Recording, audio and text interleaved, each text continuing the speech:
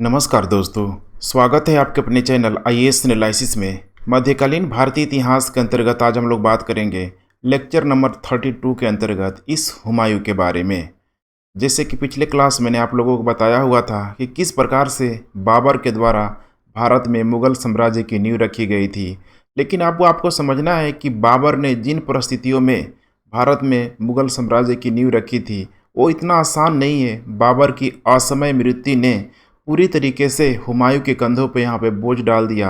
इसीलिए माना जाता है कि देखिए, जिस बाबर के द्वारा मुग़ल साम्राज्य की नींव रखी गई थी, अगर उसके अस्तित्व को अगर कोई कायम रखा तो वो था यहाँ पे हुमायूं। लेकिन इसके साथ भी बहुत बड़ा जो चैलेंज था, चारों तरफ से आप देखेंगे तो सीमा सुरक्षा को लेके, खासकर ये जो विदेशी लोग थे, इनकी विदेशी नेचर को लेके भारत में इनके लिए सरवाइव करना इतना आसान नहीं था। इसीलिए माना जाता है कि हुमायूं भले पूरी ज़िंदगी मतलब लड़खड़ाते उठते चलते रहा, लेकिन वो कभी थका नहीं, कभी रुका नहीं, और फाइनली उस मुग़ल साम्राज्य की अस्तित्व को भारत में रखने में ये भी कहीं न कहीं यहाँ पे कामयाब हो गया, जिसको आगे चल के इसके पुत्र अकबर को भी यहाँ पे फ़ायदा होते हुए नज़र आएगा। तो हम लोग जानेंगे यहाँ पे हुमायूं कौन था, और ख़ासकर इसके द्वारा जो इतनी सारी आप लड़ाइयों को देख रहे हैं, ये पूरी ये लड़ाइयाँ हैं उसके गिरते उठते चलते यहाँ पे जो आप देख रहे हैं, यहाँ पे अपने अस्तित्व को कायम रखने के लिए इतनी सारी लड़ाइयों को इसको लड़ना पड़ा। कई बार एक ऐसा दौर आएगा जब लगेगा कि अब हमेशा के लिए मुग़लों का भारत से खात्मा हो गया, लेकिन यही है, रुकने का नाम नहीं ले रहा है। इसके लाइफ से काफ़ी कुछ आपको सीखने के लिए मिलेगा, और फाइनली इस सरहिंद का युद्ध तक आते आते पुनः उस दिल्ली में, अर्थात उस भारत की सरजमी पे मुग़लों का पताका फहराने में ये सफल होता है। तो जानेंगे, चलिए हम लोग समझने का प्रयास करते हैं इस हुमायूं के बारे में, क्योंकि यहाँ रटाया नहीं बल्कि समझाया जाता है, जो भी फैक्ट प्लस कॉन्सेप्ट सभी चीज़ों के माध्यम से। नए लोग हैं तो चैनल को सब्सक्राइब कर लीजिए, कोई भी क्यूरी हो तो व्हाट्सअप करें, पीडीएफ के लिए इस टेलीग्राम चैनल को ज्वाइन कर सकते हैं। अब यहाँ पे थोड़ा सा टाइमलाइन आप लोग देख लीजिए, बिल्कुल ही यहाँ पे आसान है। जैसे कि नंबर 1 देखिए, यहाँ पे बाबर आएगा। अब बाबर का जो पुत्र होगा, सुपुत्र होगा, देखिए यही आएगा हुमायूं। अब हुमायूं के बाद से देखेंगे तो बीच में जो कि काफ़ी लंबे समय तक शासक नहीं रहेगा, 1530 से 1540 तक, उसके बीच में ही आ जाएगा एक और आएगा सूर्यवंश करके, शेर शाह सूरी, जिसकी स्थापना करेगा जिस वंश की। अब यहाँ पे उस सूर्यवंश को पुनः पराजित करके देखेंगे तो हुमायूं का यहाँ पे आगमन होगा लगभग 1555 के आसपास। फिर उसके बाद से हुमायूं के बाद से अकबर हो गया, जहांगीर हो गया, शाहजहां हो गया। ये सारा दौर यहाँ पे आपको चलता रहेगा।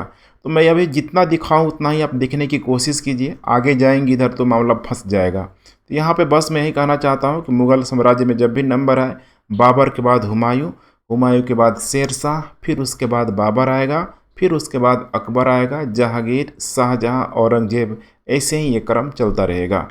तो चलिए थोड़ा सा हम लोग जानने का प्रयास करते हैं हुमायूं के बारे में।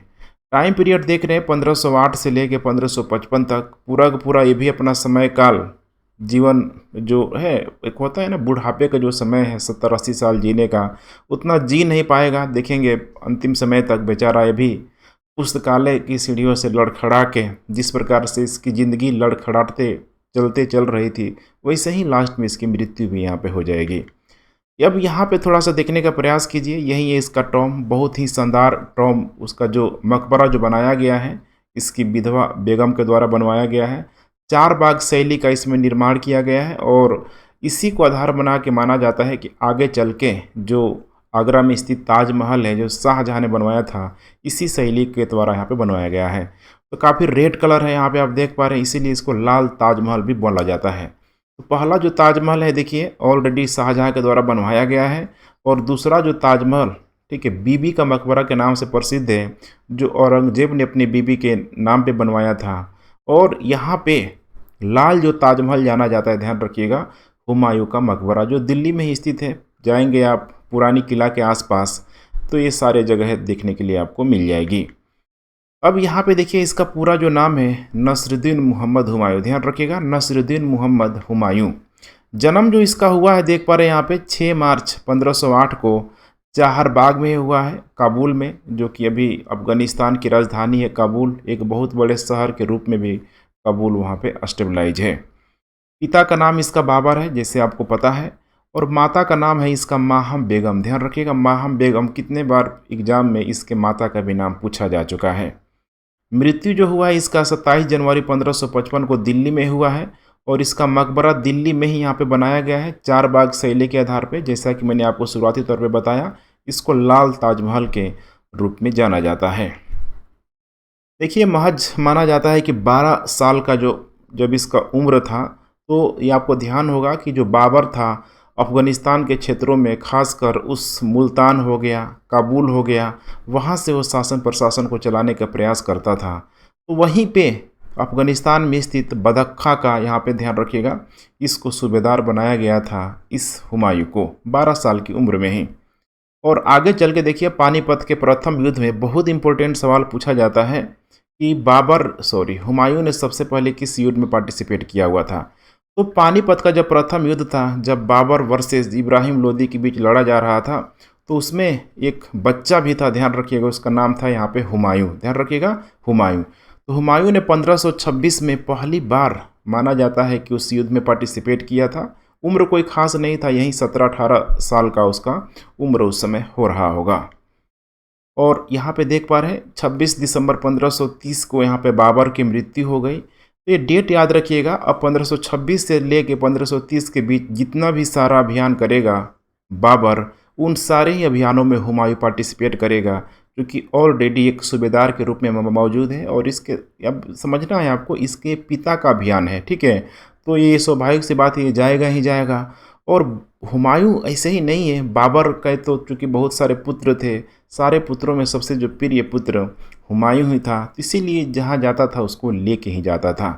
फाइनली देख पा रहे हैं 1530 में जब यहाँ पे बाबर की मृत्यु हो गई, तो एक बहुत बड़ी समस्या, एक संकट का काल था फिर से इन मुगलों के लिए, क्योंकि यहाँ पे इतना कोई योग्य व्यक्ति के रूप में, इतना कोई अधिक उम्र वाला बाबर का कोई यहाँ पे बेटा भी मौजूद नहीं था। लेकिन फिर भी यहाँ पे देखेंगे तो हुमायूं गद्दी संभालते हुए आपको नजर आएगा। 30 दिसंबर देखिए पा रहे हैं यहाँ पे 1530 के आसपास 23 वर्ष की आयु में हुमायूं का राज्याभिषेक किया जाएगा, और ये कहीं नहीं होगा बल्कि दिल्ली आगरा के क्षेत्रों में यहाँ पे किया जाएगा। अब यहाँ पे थोड़ा सा मैप को देखने का प्रयास कीजिए। अब देखिए, अब हुमायूं जब यहाँ पे शासन प्रशासन को चलाने का प्रयास करेगा, खासकर मुग़ल साम्राज्य का जब शासक बन के आएगा, तो आपको समझना है कि हुमायूं के लिए रास्ता इतना आसान नहीं था। चूँकि बाबर महज देखेंगे तो 1526 से लेके 1530 तक बेचारा देखिए कितना सारा युद्ध करते रह गया। चाहे हम लोग बात करें पानीपत का प्रथम युद्ध, खानवा के युद्ध, चंदेरी का युद्ध, ठीक है, मतलब उसका अंत नहीं था। घाघरा के युद्ध, लगभग 5-5, 6-6 युद्धों के माध्यम से अपने मुगल साम्राज्य को स्टेबलाइज करने का प्रयास किया था। तो यहाँ पे आपको समझना है कि जब वो 4-5 सालों तक ही महज भारत में रहा, तो क्या अपने शासन प्रशासन को बेहतरीन तरीके से वो मैनेजमेंट कर पाया होगा। एक धन का जो प्रवाह होता है, रेवेन्यू जो सिस्टम जिसे बोला जाता है, जो राजकोष के लिए बहुत ज़रूरी होता है, सैनिक व्यवस्था को सुचारू रूप से चलाने के लिए, क्या वो कर पाया होगा। इसके साथ साथ देखेंगे तो क्षेत्रीय शक्तियाँ पूरी तरीके से हावी थी। खासकर यहाँ पे राजपूत शक्तियों की बात करें, वो भी बिल्कुल हावी थी। इधर गुजरात की तरफ देखेंगे तो अफगान जो शासक, खासकर बहादुर शाह, पूरी तरीके से बाबर के नाक में या फिर इन मुगलों के नाक में दम करके बैठा हुआ था। सारे लोग अफगान लोग हुआ करता था। वैसे ही देखेंगे इधर बंगाल के क्षेत्रों की तरफ, तो इन सारे ही क्षेत्रों में देखेंगे तो इधर अफगानों का पूरी तरीके से वर्चस्व था। तो यहाँ पे कुल मिला के देखिए चैलेंज बहुत अधिक मिलने वाला है इस हुमायूं को। अब यहीं से आपको समझना है कि निपटने का कैसे प्रयास करता है। तो समस्याएं देखिए यहाँ पे, थोड़ा नंबर 1 देखते चलिए यहाँ पे बारी बारी से। प्रशासन, ठीक है, पूरी तरीके से नियंत्रण का अभाव था। एक नवनिर्मित नवगठित साम्राज्य था, जो अभी तक यहाँ पे लॉ एंड ऑर्डर की बात कर ले, एडमिनिस्ट्रेटिव सिस्टम की बात कर ले, कोई सुचारू रूप से यहाँ पे फंक्शन नहीं कर रहा था। धन का पूरी तरीके से अभाव था, चूँकि एक सुव्यवस्थित जो कर व्यवस्था थी, रेवेन्यू सिस्टम थी, वो यहाँ पे आ ही नहीं पाया था। इसके अलावा राजपूत प्रतिद्वंदी के रूप में पूरी तरीके से मौजूद थे, चाहे राजस्थान के क्षेत्रों की तरफ बात करें, चाहे आप, ठीक है, दिल्ली के जो दक्षिणतम जो क्षेत्र है, इधर जो चंदेरी का जो क्षेत्र है, बुंदेलखंड का क्षेत्र है, मालवा का क्षेत्र है, वहाँ पे भी काफ़ी राजपूत शासक एक तरीके से समझ पा रहे हैं कि एक प्रतिद्वंदी के रूप में लोग मौजूद थे। अफ़गान जो पूरी तरीके से इनको विदेशी समझते थे, देखिए हैं दोनों मुस्लिम और दोनों कहीं न कहीं देखेंगे तो यहाँ पे सुन्नी मुस्लिम से ही यहाँ पे बिलॉन्ग करते हैं। लेकिन यहाँ पे चूँकि तुर्की जो मुस्लिम है, यहाँ पे जो मुग़ल वंश से जो संबंधित रखते हैं, यहाँ पे पूरी तरीके से उनको देखिए एक अलग समझ रहे हैं ना, एक विदेशी मूल के रूप में उनको सप्लाइज़ किया जा रहा है इन अफ़गानों के द्वारा। अब सोचिए क्यों किया जा रहा है? क्योंकि यहाँ पे एक म्यान में दो तलवार नहीं रह सकता है। ऑलरेडी देखिए बाबर के द्वारा पानीपत के प्रथम युद्ध में उस अफ़गान जो शासक लोदी वंश का जो अंतिम शासक इब्राहिम लोदी को पराजित किया गया था। तो यहाँ पे कोई नहीं बर्दाश्त करेगा कि अपनी शासन सत्ता को हटाते हुए अगर कोई बाहरी शक्ति आके उसके जगह पर स्टेबलाइज हो रही है, तो हमेशा उसको ये लोग भगाने का प्रयास करेंगे। और यही कारण है यहाँ पे देखिए कि अफ़गान में जो यहाँ पे विदेशी जो देखेंगे ना, यहाँ पे विदेशी जो भावना थी, माने अफ़गानों का इन मुग़लों के प्रति जो विदेशी भावना थी कि हर हाल में इनको बाहर निकालना है। और बड़े की मज़े की बात, आगे चल के इन्हीं अफ़गानों में से एक ताकतवर नेता यहाँ पे शेर शाह सूरी यहाँ पे बाहर निकल के आएगा। अब शेर शाह सूरी की भी कहानी काफ़ी लंबी चौड़ी है। देखिए शेर शाह सूरी ऑलरेडी देखेंगे तो अफ़गान मूल का था, जो बिहार में उसका ठीक है जन्म हुआ था। बाबर के सेना का पूरी तरीके से एक तरीके से कह सकते हैं कि प्रतिनिधित्व किया था, उसके सेना में भी शामिल हुआ था। और बाबर ने उसको खुश होकर देखिए सासाराम का क्षेत्रों को उसको ज़मींदारी के रूप में या फिर जागीरदारी के रूप में वहाँ पे उसको स्टेबलाइज किया था। लेकिन अब यही है कि अब धीरे धीरे अब शेर शाह का बुद्धि खुल रहा है, उसको लग रहा है कि नहीं, अब यहाँ पे हम मुग़लों को टक्कर दे सकते हैं। और देखेंगे अब शेर शाह से का यहीं से परिवर्तन का दौर आएगा। धीरे धीरे चंदेरी के किला वगैरह पे वो पूरी तरीके से कंट्रोल करते जाएगा, बंगाल के क्षेत्रों पे कंट्रोल करने लगेगा और फाइनली उस मुग़ल साम्राज्य को भी चुनौती देते हुए नजर आएगा। तो यहाँ पे शेर शाह सूरी बहुत ही हुमायूं का प्रतिद्वंदी के रूप में यहाँ पे सामने आता है। और यहाँ पे गुजरात का शासक जो बचा खुचा यहाँ पे देख पा रहे हैं, इन गुजरात के क्षेत्रों में जो बहादुर शाह था, बिल्कुल ही मैंने उम्र के दृष्टिकोण से देखा जाए तो लगभग माना जाता है कि हुमायूं के उम्र का था। तो बिल्कुल तेज़ तर्रार ये भी वो एक व्यक्ति था, हर हाल में चाह रहा था कि हमारा साम्राज्य विस्तार हो, खासकर राजस्थान के क्षेत्रों में हो, इधर मालवा के क्षेत्रों पे हो।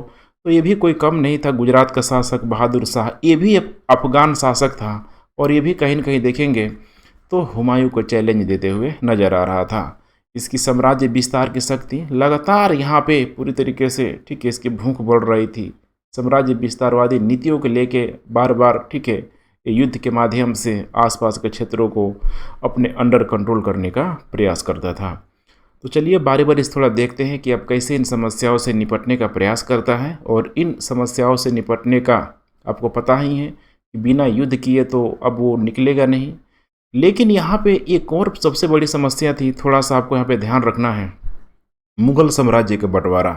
क्योंकि बाबर ने अपने मरने से पहले ऐसा माना जाता है कि अपने बड़े पुत्र हुमायूं को तो उत्तराधिकारी घोषित किया हुआ था।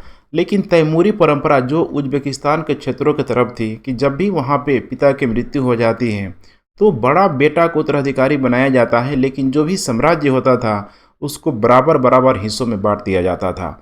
अब ये था मुग़लों की, समझ सकते हैं ना, मुग़लों की बंटवारा वाला नीति जो पहली बार देखिए यहाँ पे हुमायूं के समय ही यहाँ पे भारत में इसको लाया गया। और पहली बार भी लाया गया और अंतिम बार, क्योंकि इसके बाद से तो फिर भाइयों में गला काट प्रतियोगिता होगा, जिसकी तेज तलवार में धार होगी वहीं दिल्ली की सल्तनत पे, दिल्ली की राजगद्दी पर बैठेगा। तो यहाँ पे जो भी कार्य किया बंटवारे का कार्य, वो अंतिम शासक के रूप में हुमायूं ही था, प्रथम शासक के रूप में हुमायूं था।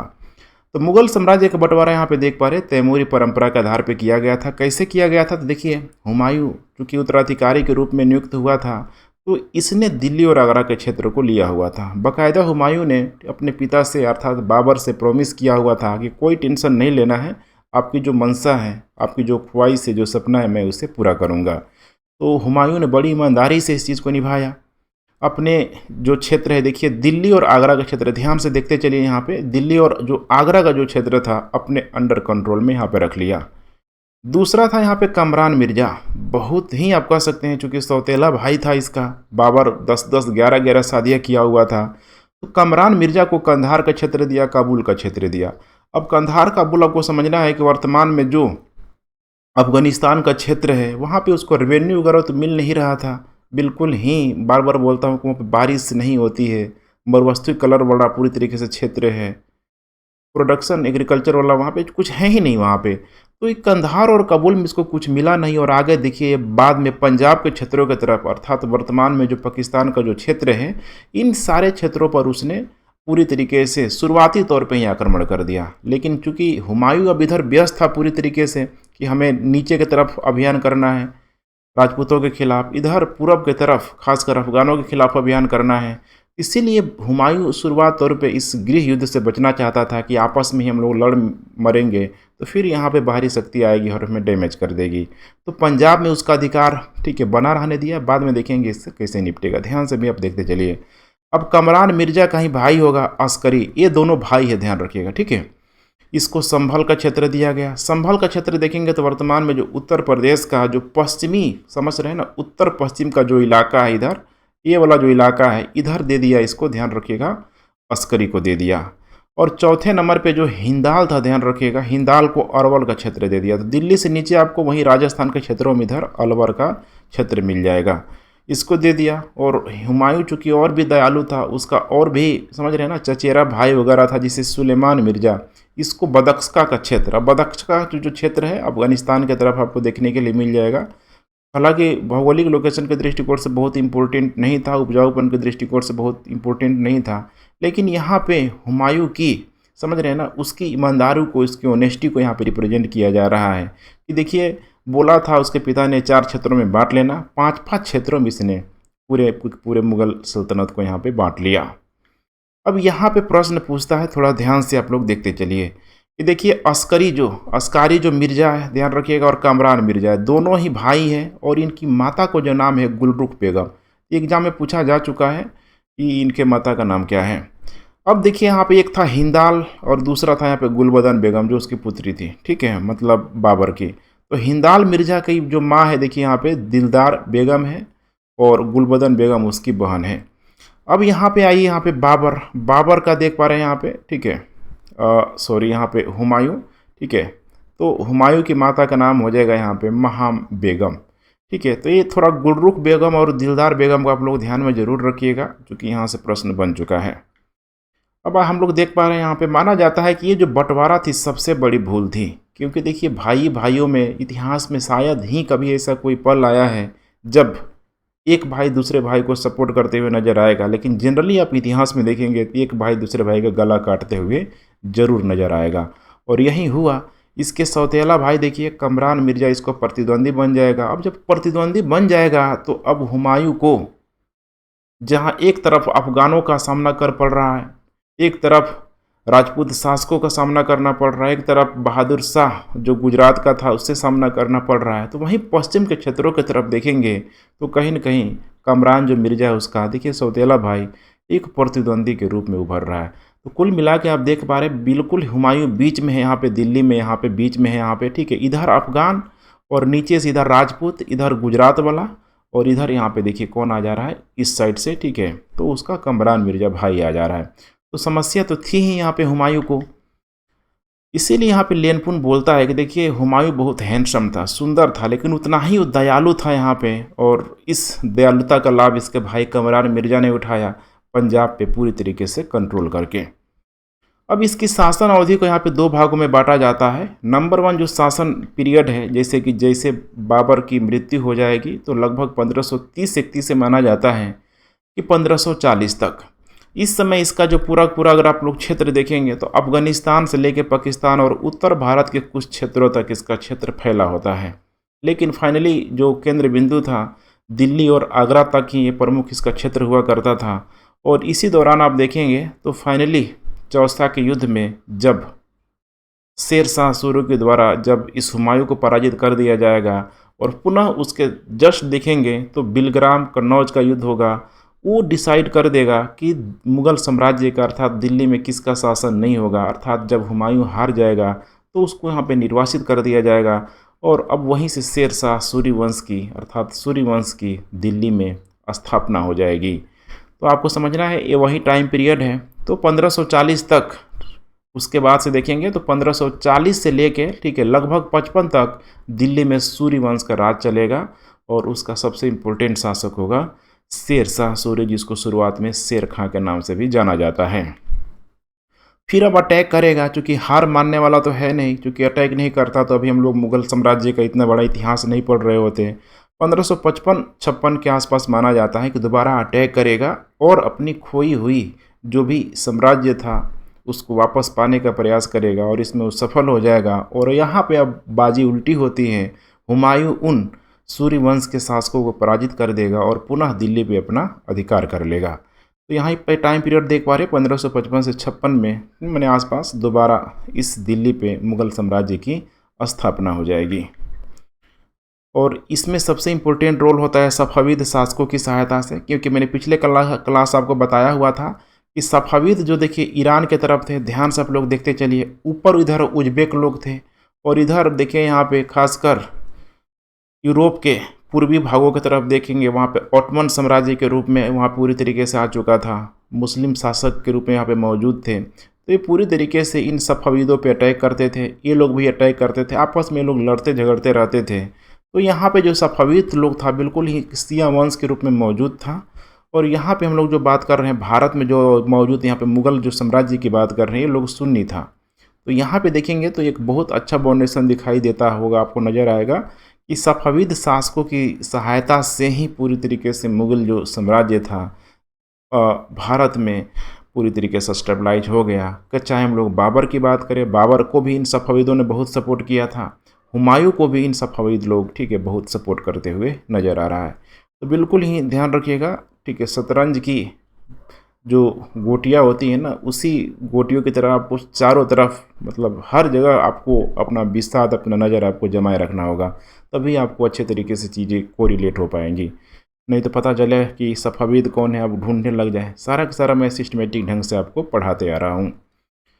तो सफ़ाविद शासकों की सहायता से अब देखिए यहाँ पे क्या हो रहा है, हुमायूं द्वारा लड़ा गया युद्ध। तो सबसे पहले तो आप देख ही लीजिए कालिंजर पर आक्रमण, सबसे पहला इसका अभियान यही होगा कालिंजर पर आक्रमण, जो वर्तमान में देखेंगे तो मध्य प्रदेश का बुंदेलखंड वाले के आसपास ही ठीक है देखने के लिए मिल जाएगा।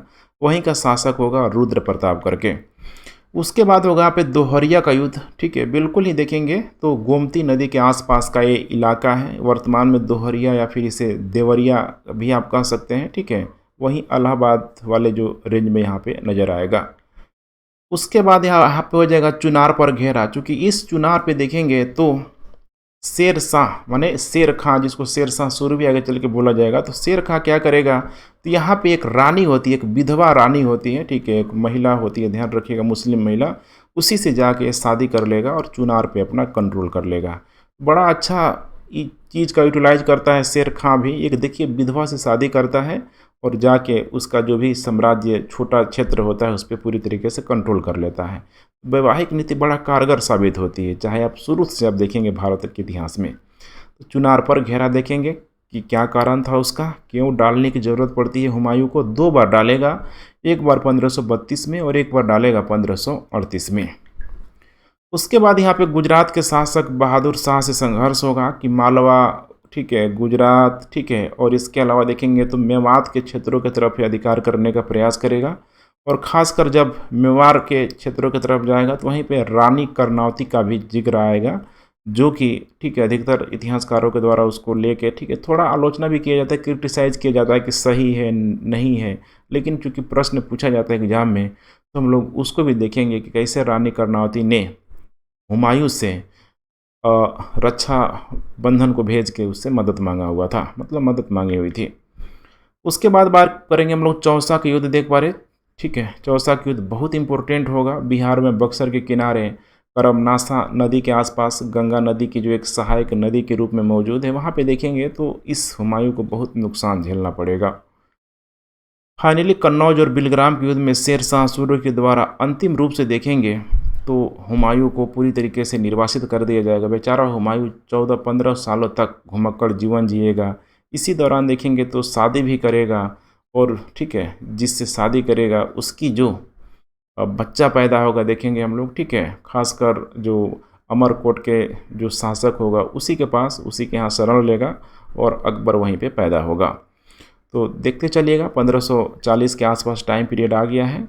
उसके बाद से मच्छीवारा का युद्ध होगा। आगे चल के उस अमरकोट से हुमायूं चला जाएगा ईरान के शाह के पास। ईरान का शाह ही उसको सपोर्ट करेगा, सैनिक सहायता देगा और पुनः मच्छीवारा के युद्ध में देखेंगे तो उसकी आन बान शान की लड़ाई होती है, हुमायूं के अस्तित्व की लड़ाई होती है और इस युद्ध में जीत जाएगा अफगानों के खिलाफ और आगे चल के पंजाब पे अधिकार कर लेगा और अंतिम रूप से सरहिंद का युद्ध होगा, देख पा रहे हैं 1555 में। और यहाँ पे जो भी सूर्य वंश के अंतिम जो शासक था देखेंगे उसको पराजित करके पुनः दिल्ली पे अपना कंट्रोल कर लेगा।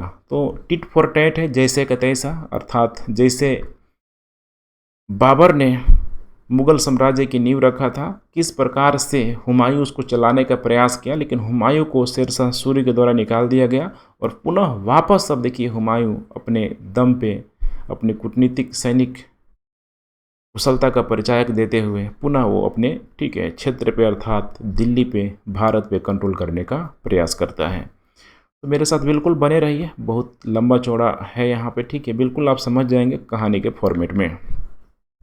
अब चलिए हम लोग बात करते हैं नंबर 1। यहाँ पे देखिए कलिंजर, वर्तमान में देखेंगे तो मध्य प्रदेश के इलाकों में देखने के लिए मिल जाएगा। बिल्कुल मध्य प्रदेश और उत्तर प्रदेश का जो दक्षिणी क्षेत्र है और मध्य प्रदेश का उत्तरी क्षेत्र है, वहीं जो सीमावर्ती जो इलाका है आपको देखने के लिए मिल जाएगा। यहीं पे आक्रमण करेगा 1531 के आसपास, देखिए यहाँ पे, ठीक है, यही इलाका आपको देखने के लिए मिल जाएगा, बुंदेलखंड का इलाका। कारण बड़ा इंटरेस्टिंग है इसका, ठीक है। पहले देख लीजिए कि पहला सैन्य अभियान था कलिंजर के खिलाफ, अर्थात बुंदेलखंड के आसपास का जो इलाका है वहाँ पे। कारण देखिए क्या था इसका, यहाँ पे कह रहा है कि गुजरात का शासक बहादुर शाह। अब ये जो इलाका है ये थोड़ा सा मैं नीचे अगर बनाऊँ विंध्यान रेंज की तरफ तो ज़्यादा बेटर होगा, ठीक है। ये जो गुजरात का जो देखिए इलाका है यहाँ पे, ठीक है, इस इलाके पे आने के लिए यही रास्ता इसको लगता था कि दिल्ली से हम इधर मूव कर जाएंगे और यहाँ पे गुजरात पे हम पहुँच पाएंगे, क्योंकि यहाँ पे देखेंगे तो राजपूत शासक थे और राजपूत शासकों से चूँकि बहुत ही समस्या का कारण था, बाबर भी पूरी तरीके से निपट नहीं पाया था और इनकी शक्ति को भली भांति देखेंगे तो हुमायूं भी कहीं न कहीं परिचित था, तो इनको छेड़ना शुरुआत में नहीं चाहता था। उसको लगता था कि भाई अफगानी है, सबसे पहले इसी को निपटाओ। गुजरात के शासक देखिए यहाँ पे कलिंजर की लड़ाई लड़ रही है और इसमें कारण क्या है, तो बहादुर शाह गुजरात का शासक, क्योंकि ये भी अपने साम्राज्यवादी विस्तार नीतियों के तहत पूरी तरीके से देखेंगे तो मुगलों को ये चैलेंज देते हुए नजर आ रहा था। अब यहीं पे जो है यहाँ पे कलिंजर का शासक प्रताप रुद्रदेव है, ध्यान रखिएगा प्रताप रुद्रदेव है। और इसका जो किला था बिल्कुल पहाड़ियों पे था, अभेद टाइप का किला था, कोई इसको भेद नहीं पाया था। माना जाता है कि हुमायूं ने इस किले पे पूरी तरीके से कंट्रोल कर दिया। जैसे इन क्षेत्रों पे कंट्रोल हुआ, इधर पूर्व के क्षेत्रों में देखेंगे तो लगभग इधर अवध हो गया, बिहार हो गया, इधर बंगाल हो गया, इन सारे ही क्षेत्रों पे देखेंगे तो अफगान वंश के शासकों का यहाँ पे कंट्रोल होता था। जैसे लोगों ने सुना, हो हल्ला मचाना शुरू कर दिया, अफगानों ने विद्रोह प्रारंभ करना शुरू कर दिया, खासकर पूर्वी क्षेत्रों की तरफ। अब इसके पास सबसे बड़ी समस्या थी कि अगर इस किला को हम जीत लिए हैं, कलिंजर का किला रुद्र प्रताप देव से, तो वहाँ पे मुझे अपने एक शासक, एक नुमाइंदे को बैठाना होगा जो कहीं न कहीं उसकी सैनिक शक्ति को कम करेगा। इसीलिए यहाँ पे देखेंगे तो हुमायूं ने बड़ी कूटनीतिक चालकता का यहाँ पर परिचय देते हुए इससे राजा रुद्रदेव से कुछ धन लिया, कुछ शर्त रखा और वापस इस क्षेत्र को देखिए राजा देव को, मैंने रुद्रदेव को पुनः इसको दे दिया। अब टिट फॉर टैट हो गया, लेकिन उसको कुछ धन यहाँ पे जरूर मिल गया, सेना वना यहाँ पे जरूर मिल गया ताकि उसका उपयोग वो अफगान सैनिकों के खिलाफ कर पाए। अब 1531 का समय है। अब यहीं से देखेंगे तो निकल जाएगा 1532 के आसपास देखेंगे यहाँ पे तो निकल पड़ेगा ये पूरब के क्षेत्रों की तरफ, अर्थात अफगानों का दमन करने के लिए। अब थोड़ा सा यहाँ भी आपको ध्यान देने की ज़रूरत है। नंबर 1 होगा दोहरिया का युद्ध, ठीक है। 1532 में 2 युद्ध है और दोहरिया के आसपास चूँकि पूर्वी उत्तर प्रदेश की तरफ आपको देखने के लिए मिल जाएगा चुनार का किला, ध्यान रखिएगा चुनार का किला। और दोनों ही जगह बड़े मज़े की बात कि अफगान शासकों का यहाँ पे कंट्रोल था। तो चलिए बारी बारी से देखते हैं। नंबर 1 दोहरिया का युद्ध 1532 में होगा, ठीक है, यही है, यहाँ पे देख पा रहे हैं दोहरिया का युद्ध। अफगान सरदार था इसमें महमूद लोदी था, देख रहे हैं ना, ये भी महमूद लोदी और कोई नहीं है बल्कि इब्राहिम लोदी का चचेरा भाई हुआ करता था जो कई सारे युद्धों में पार्टिसिपेट किया हुआ था, बेचारा जैसे लगता था कि हम ठीक है मरने वाले हैं, पराजित होने वाले हैं, भाग चलता था। ठीक है, बाबर से भी देखिए लड़ा हुआ था उस घाघरा के युद्ध में, आपको जरूर याद होगा, वहाँ से भी निकल लिया था बंगाल के क्षेत्रों की तरफ। तो ये अफगान सरदार यही था, ध्यान रखिएगा, महमूद लोदी के खिलाफ। ठीक है, दोहरिया या देवरा नामक स्थान पे हुआ, गोमती नदी के किनारे हुआ है, ध्यान रखिएगा, आसपास वहीं है गोमती नदी के किनारे, इलाहाबाद रेंज में आपको देखने के लिए मिल जाएगा। अब यहाँ पे अफगान पूरी तरीके से पराजित हुआ। हुमायूं पहला ही युद्ध, माने पहला क्या है उसका द्वितीय युद्ध है, ठीक है, दूसरा युद्ध है, दूसरा युद्ध हुमायूं ने यहाँ पे जीत लिया। अब हुमायूं को लगा कि अगर यहाँ पे हम इन क्षेत्रों को जीत रहे हैं तो आसपास अफगान शासकों की शक्ति शेर खां के नेतृत्व में बढ़ रहा था। उस चुनार के किले को आपको समझना होगा, तो इसीलिए यहाँ पे चुनार का देखिए प्रथम घेरा डालेगा। देख पा रहे हैं यहाँ पे चुनार का प्रथम घेरा डालेगा। पूर्व भारत का इसको प्रवेश द्वार बोला जाता था चुनार के किले को, बहुत ध्यान से देखिए। वर्तमान में देखेंगे तो चुनार का किला उत्तर प्रदेश के जो मिर्ज़ापुर का जो एरिया है, मिर्ज़ापुर के नाम से तो आप लोग भली भांति परिचित ही होंगे, तो उसी मिर्ज़ापुर के इलाके में आपको देखने के लिए मिल जाएगा चुनार का प्रथम किला। मैंने आपको इसकी कहानी बताया हुआ था कि एक वहाँ विधवा, ठीक है, महिला मुस्लिम थी, और उसी से जाके सासाराम से निकल के शेर खां जाएगा और उससे वहाँ पे विवाह कर लेगा। उसकी जो भी संपत्ति वगैरह थी, जो भी ठीक है साम्राज्य था, उसको अपने अंडर कंट्रोल में ले लेगा। इसीलिए यहाँ पे माना जाता है कि चुनार का किला बहुत इम्पोर्टेंट रोल प्ले कर रहा था, एक तो थल एवं जल मार्ग पर नियंत्रण को लेके, और ये जो किला था पूरी तरीके से अफगान जो शासक था शेर खां के कब्जे में हुआ करता था। अब सोचिए चुनार का घेरा डाला, लगभग 3-4 महीनों तक हुमायूं इस किले को घेर के रखा। शेर खां को कुछ सूझा नहीं, देख पा रहे हैं 4 महीने लगातार इस किले को घेर के रखा। शेर खां एवं हुमायूं में यहाँ पे समझौता किया गया। अब ये जो समझौता होगा हुमायूं के लिए बहुत ही आगे चल के, मतलब कह सकते हैं कि अयोग्यता, उसके लिए एक विनाशकारी संकट लेके आएगा। देखिए कैसे क्या हो रहा है यहाँ पे। शेर खां ने हुमायूं की अधीनता स्वीकार कर लिया बिना लड़े हुए। शेर खां ने भाई देखा कि भाई इतना बड़ा मुगल वंश का शासक है, इतनी तैयारी करके आया हुआ है, तो उसके सामने तो हम टिक नहीं पाएंगे। इसीलिए शेर खां ने बड़ी चतुराई पूर्वक हुमायूं की अधीनता को स्वीकार कर लिया। लेकिन अंदर अंदर तो उसको लग रहा था कि मौका मिलेगा तो हम निपटा ही देंगे।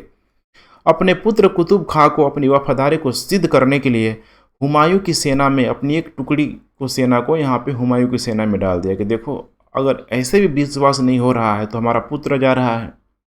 शेर खां ने अपने पुत्र, ध्यान रखिएगा, कुतुब खां को हुमायूं की सेना में भेज दिया कि हम कुछ गड़बड़ करेंगे तो मेरा पुत्र है, होता है ना, मतलब जिसको बोलते हैं रख देना, ठीक है, गिरवी टाइप का रख देना, ट्रस्ट के लिए, विश्वास के लिए, वैसे ही ये भी करता है। और फाइनली अब बाबर को लगा कि अब हुमायूं को लगा कि कोई दिक्कत नहीं है, तो इस किला को देखिए शेर खां के अंडर कंट्रोल में यहाँ पे छोड़ दिया कि कोई दिक्कत नहीं है, इस चुनार के किले पे तुम्हारा ही कंट्रोल रहेगा। अब यहीं से देखिए यहाँ पे माना जाता है, थोड़ा समझने की कोशिश कीजिए, कि हुमायूं की सबसे बड़ी यहाँ पे भूल मानी जाती है, क्योंकि शेर खां को मौका था, शेर खां को, शेर शाह भी उसको बोला जाता है, ध्यान रखिएगा, शेर शाह को छोड़ना। देखिए यहाँ पे क्या हो रहा है, इसी का फायदा उठाकर शेर शाह इसको लगा कि अपनी शक्ति एवं संसाधन में वृद्धि करना बहुत जरूरी है, और यहाँ पे एक बड़ा सैनिक तैयार करने की कोशिश करेगा, सुसज्जित, संगठित, तो खाना वगैरह, समझ रहे हैं ना, जो भी गोला बारूद बम जो सीखा हुआ था, खासकर बाबर को जो श्रेय दिया जाता है बारूद एवं तोप का प्रयोग करने का, क्योंकि बाबर के साथ ऑलरेडी वो उस लड़ाई में लड़ा हुआ था, जो भी बाबर, ठीक है, अभियान किया हुआ था।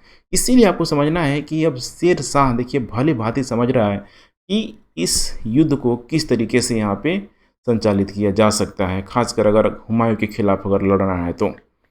इधर दूसरी तरफ यहाँ पे हुमायूं देखिए धन का अपव्यय किया, चूँकि बहुत सारा धन, चाहे हम लोग इसको कलिंजर के किले से मिला, उधर ठीक है जो देवरा के युद्ध लड़ा, और यहाँ पे फिर से जो कलिंजर का जो घेरा डाला हुआ था, 3-3 जगह तो किसी तरह जीता ही हुमायूं, उसको धन भी मिला। तो यहाँ पे बोला जाता है, क्रिटिसाइज भी किया जाता है कुछ इतिहासकारों के द्वारा, कि एक तरफ जहाँ शेर शाह ने मौके का फ़ायदा उठाया, अपनी सैनिक शक्ति में वृद्धि करना शुरू किया, तो दूसरी तरफ वहीं हुमायूं ओवर कॉन्फिडेंस में आ गया और जो भी धन मिला उसका व्यय करने लगा। कैसे? तो 1533 में माना जाता है कि दिल्ली में इसने दीन पनाह दुर्ग का निर्माण करवाया, और वहीं दीनपनाह दुर्ग देखेंगे तो वर्तमान में इंद्रप्रस्थ के खंडरों में वहीं पे दुर्ग का भी निर्माण कराया और वहीं पे एक दीनपनाह नामक यहाँ पे नगर भी बसाया। अब यहाँ पे जो इतिहासकार का जो दूसरा वर्ग है वो बोलता है कि नहीं देखो, ये यहाँ पे धन का व्यय नहीं कर रहा है बल्कि अपने दुश्मनों को यहाँ पे दिखाने का प्रयास कर रहा है कि देखो भाई हम कितना पावरफुल शासक है। होता है ना, अगर विरोधियों को जलाना है तो अपना आप ज़्यादा विकास कर लीजिए, कोई अच्छा घर बना लीजिए, कोई अच्छे पद पे चला जाइए, अपना बिजनेस खड़ा कर लीजिए। ये बहुत बड़ा कारण होता है। यही चीज़ यहाँ पे माना जा रहा है कुछ इतिहासकारों के द्वारा कि हुमायूं कर रहा है, दुर्ग बनवा रहा है। देखिए यहाँ पे, ठीक है, अपने किसके लिए? अपने मित्रों और शत्रुओं को पूरी तरीके से यहाँ पे जलाने के लिए, मित्र एवं शत्रुओं को, ठीक है ना, मैंने मित्र को प्रभावित करने के लिए, शत्रुओं को जलाने के लिए। और दूसरा कारण था कि गुजरात से, यहाँ पे थोड़ा आपको समझना है कि अगर यहाँ पे गुजरात से शासक मैंने अगर अटैक करेगा यहाँ पे आगरा पे तो इस दीनपनाह नगर को दूसरी राजधानी के रूप में यहाँ पे हम लोग यूज कर सकते हैं। तो कुल मिला के देखिए, जो यहाँ पे हुमायूं कर रहा था अपने आगे के जो फ्यूचर होता है उसको ध्यान में रख के ही कर रहा था।